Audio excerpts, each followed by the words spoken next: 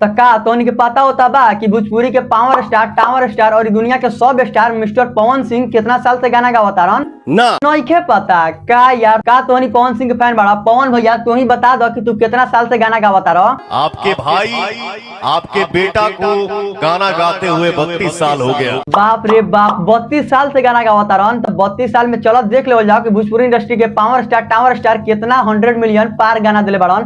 तो यही बात पर हो जाए, पवन भैया जिंदाबाद जिंदाबाद जिंदाबाद।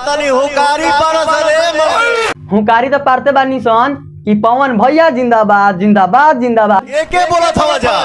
तहरा के बोला तानी मर्दे आए तहरा के मर्दे बाक मर्दे बहिरे हुआ का कि तहरा सुनाइए नहीं खे देत। हमारे कान की जड़ी हो गई, कुछ बुझाते। तो चलो छोड़ा मर्दे, जब तोरा सुनाइए नहीं खे देत तो हम ही लोग के बता तानी कि पावर स्टार पवन सिंह 32 साल से गाना गावत रहन। अब 32 साल में मात्र अभी तक 46 गाना 100 मिलियन पार ले गइल बाड़न। अगर सबसे ज्यादा इनकर कोनो गाना अगर व्यू प्राप्त कइले बा, उ गाना बा के कि रात द दिया बुता के पिया क्या क्या किया, और अभी तक उ गाना पर 590 मिलियन व्यूज आ चुकल बा। ओकरा बाद 200 मिलियन, 300 मिलियन, 400 मिलियन इनकर बहुत सारा गाना गइल बा। ना तो अभी तक इनकर 46 गाना 100 मिलियन पार गइल बा। आ हम इस सबूत के साथ बोलतानी, साइड वीडियो चलता कि उन्हीं देख ली कि एमे 46 गाना से अगर 47 48 गाना निकल जाई तो हम गांजा होके वीडियो बनाई। ना तो भोजपुरी में सबसे पहले 100 मिलियन इनकरे गाना गइल रहे। भोजपुरी इंडस्ट्री में 100 मिलियन पवन सिंह देखा है, पवन सिंह ही दिखाया है।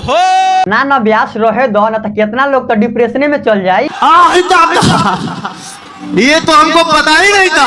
ना भाई देख लो 2023 में पावर स्टार पवन सिंह कैसन काम कैले न, ऐसा का जलवा बरकरार करके रखलन ह कि 2023 में इनका सामने दूसरा गाना बाजबे ना कैल ह। अगर ये जैसे पहले 2023 में काम करत रहे, अगर वैसे ही करत रह जइहन तो इनका अपना पूरा जिंदगी में 100 गो गाना 100 मिलियन पार दे दीहन। झमकावला से हुई। तोहनी लोगन के का लागता कमेंट करके प्लीज बताओ लोगन। ठोक लीजिए, 5000 लौटे दिख जाना चाहिए।